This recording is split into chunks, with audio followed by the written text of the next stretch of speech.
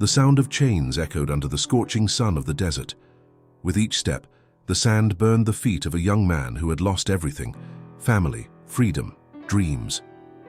The merchants advanced in silence, and the horizon of Canaan disappeared as if hope itself dissolved into the dust. But what no one knew was that this chained slave was on his way to the most powerful throne on earth.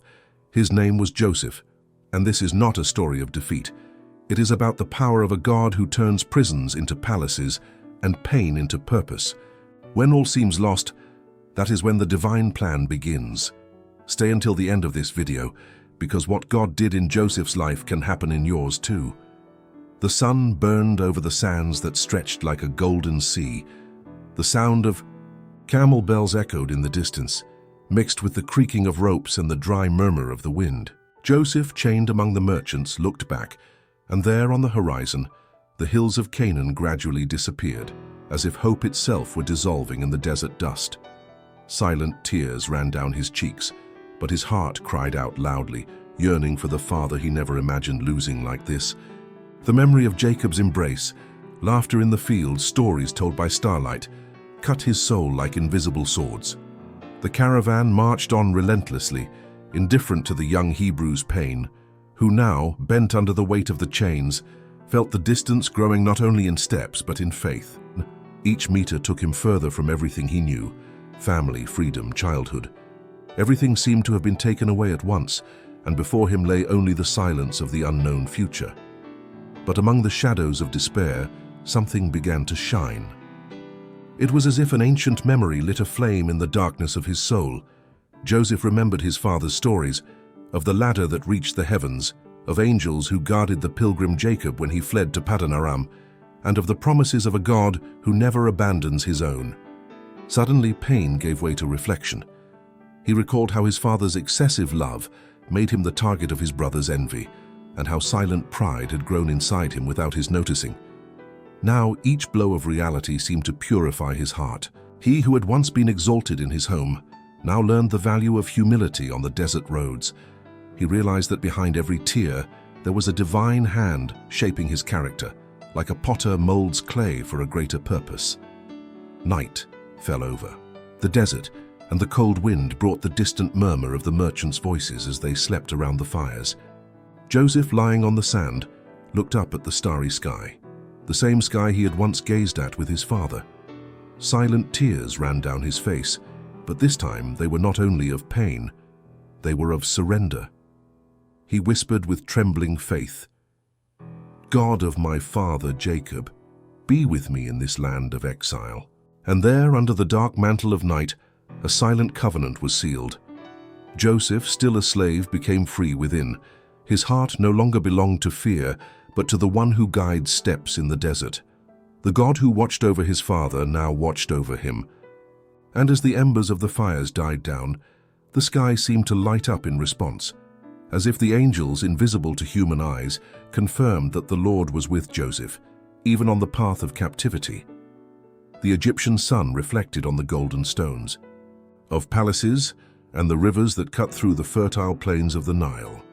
Joseph, now in a foreign land, kept his gaze steady despite the chains and the curious glances of merchants and soldiers. His heart, once torn, burned with new determination. The decision made in the desert to remain faithful to the God of Israel had become his anchor. Every step toward Potiphar's house was a silent vow of loyalty. Even amid the grandeur of Egypt, the imposing temples, and the splendor of its sculpted gods, Joseph carried within him a secret that made him different: the commitment to serve the invisible king, the living God who dwelled in his heart. In the palace corridors, the scent of incense and the sound of pagan music mixed with the murmurs of the prayers Joseph offered in silence. Idolatry reigned everywhere, adorned with gold, wisdom, and power. But he did not bow. While many servants sought the favor of the gods of stone, Joseph lifted his spirit to heaven, keeping his thoughts pure, far from the temptations around him.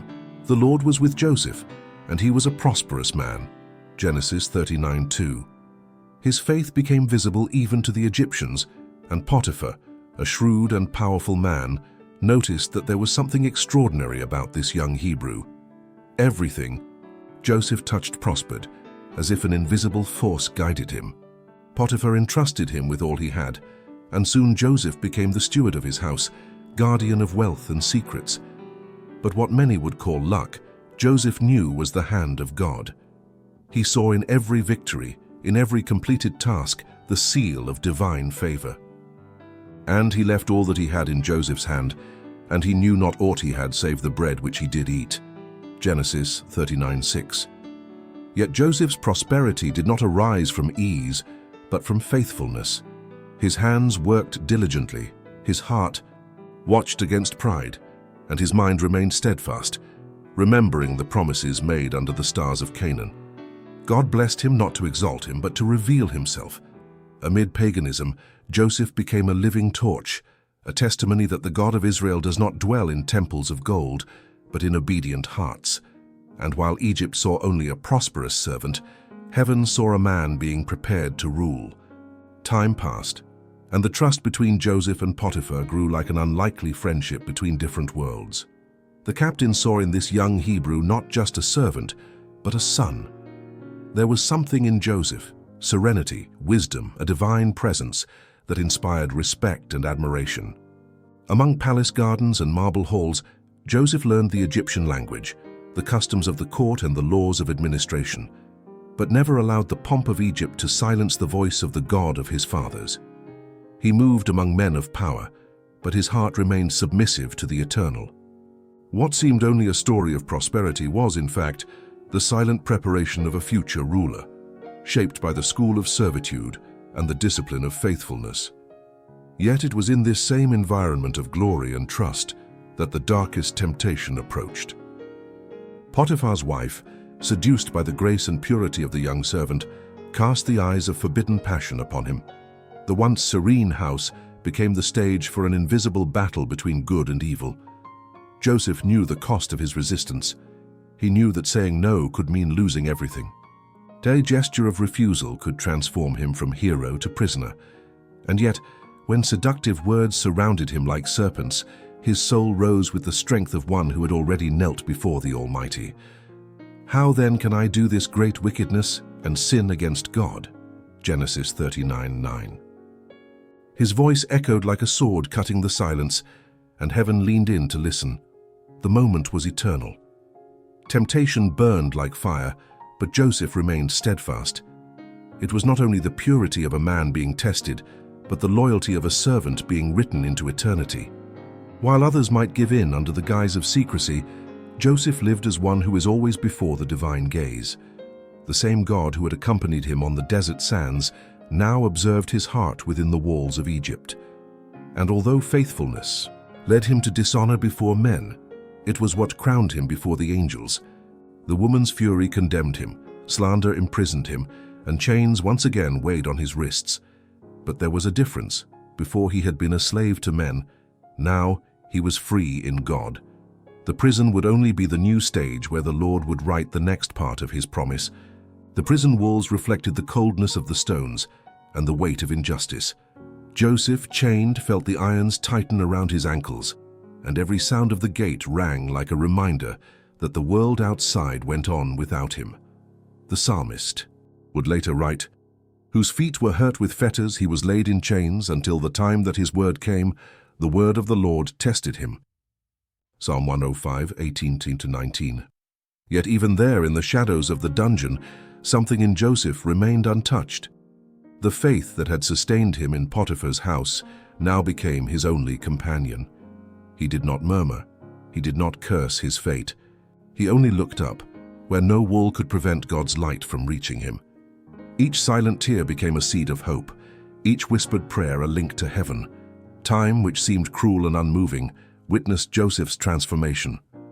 The young slave became a man of wisdom and peace. While other prisoners lost themselves in despair, Joseph found purpose even among chains. He cared for the wounded, comforted the distressed, and shared words of faith with the sorrowful.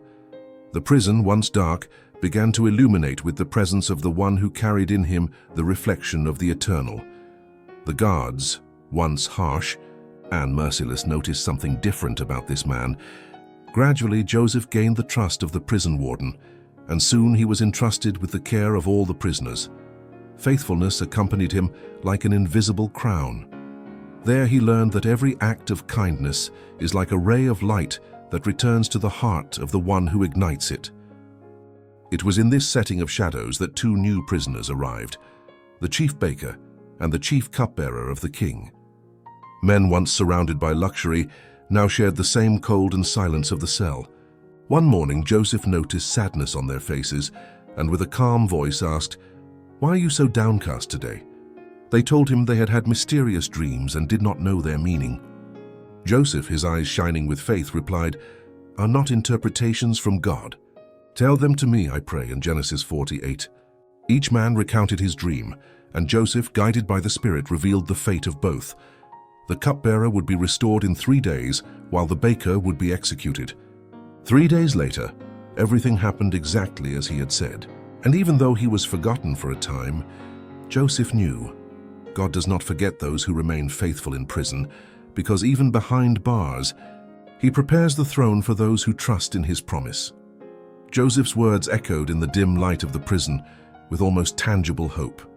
"Remember me when it goes well with you," Genesis 40:14. He spoke with humility, yet with faith.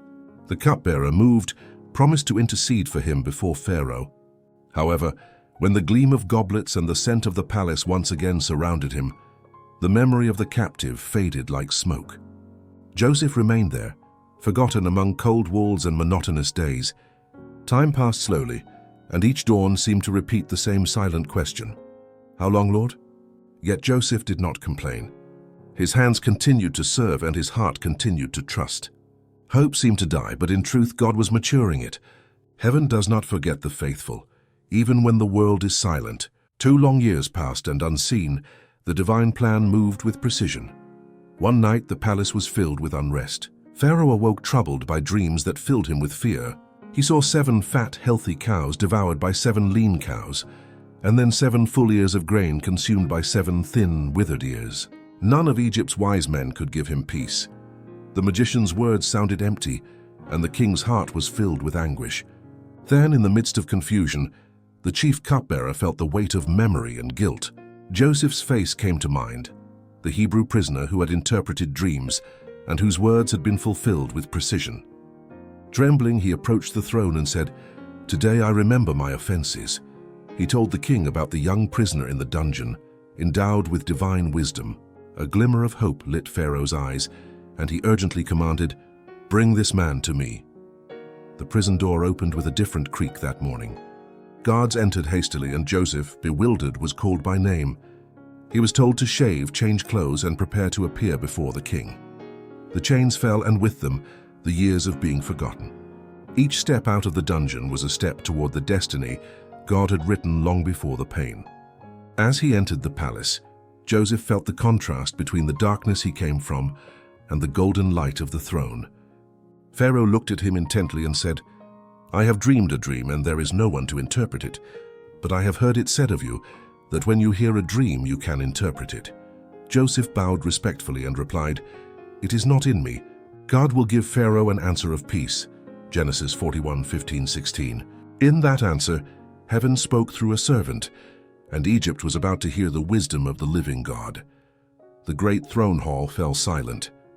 The air seemed dense, heavy with expectation. Pharaoh, with an uneasy gaze, began to narrate his dreams before Joseph and the entire court. "I was standing by the river, and behold, 7 fat cows came up out of the river, sleek and handsome, and they grazed in the meadow." Genesis 41:17. His voice trembled as he described the lean, ugly cows devouring the fat ones, and then the 7 full ears being consumed by the thin and withered ones, scorched by the east wind. Each word seemed to echo with a sense of warning. The wise men and magicians around the throne remained silent, unable to decipher the mystery. Joseph, however, listened in peace. His eyes did not move with curiosity, but with spiritual discernment. He saw behind the images of the dream the touch of the God who governs both the fields of the earth and the hearts of kings. The silence was broken by a firm, serene voice. Joseph lifted his head and said, "The dream of Pharaoh is one. God has shown Pharaoh what he is about to do." Genesis 41:25. A murmur ran through the hall, But the Hebrew continued confidently, explaining what the dreams foretold.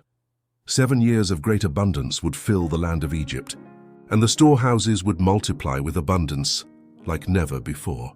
However, after this period, 7 years of severe famine would come, and all memory of the prosperity would be erased.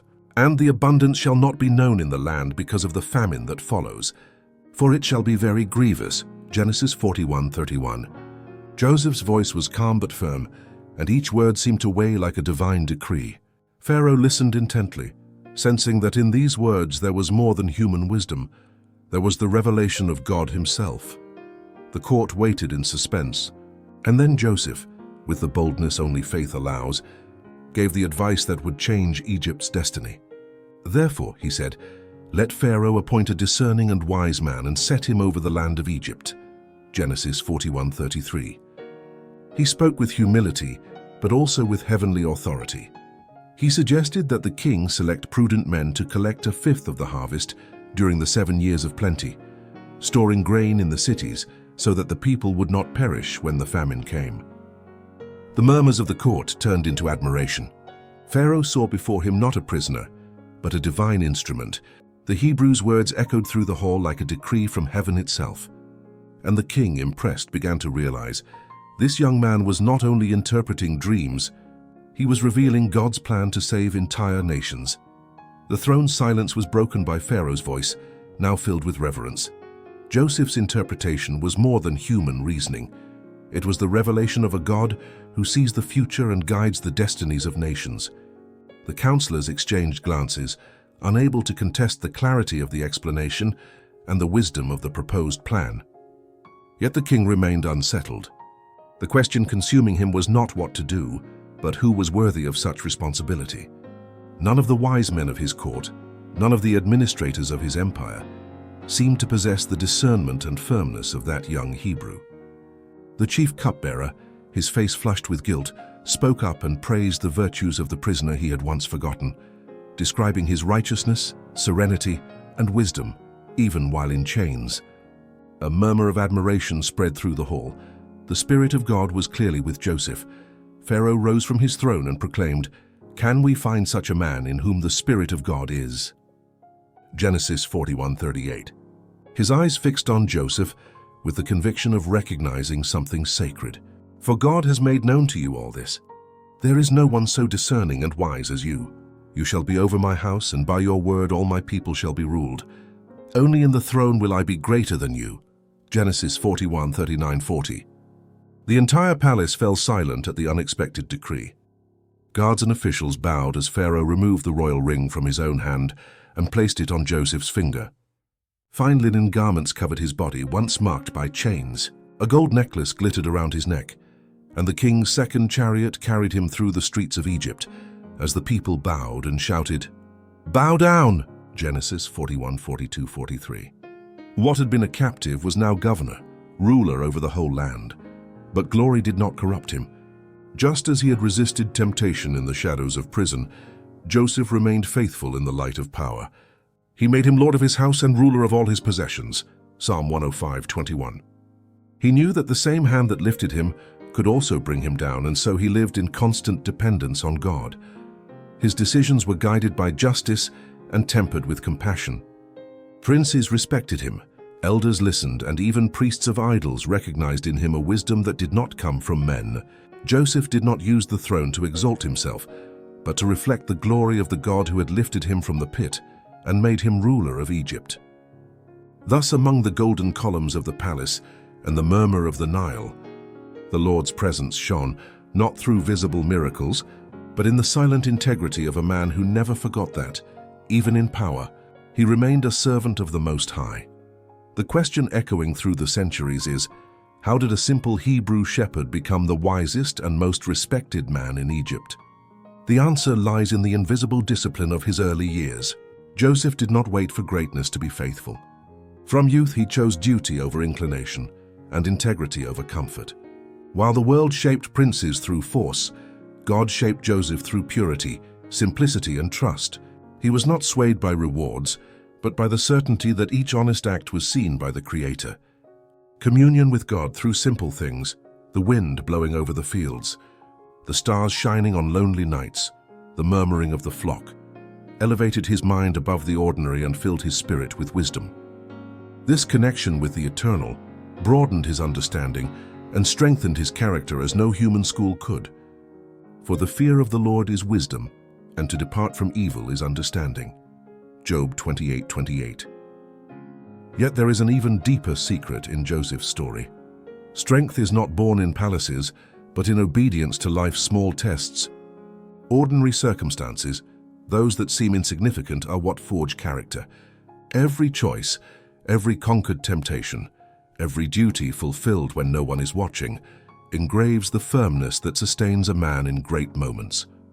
Many stumble because they disdain these small battles, believing faithfulness only matters in grand situations.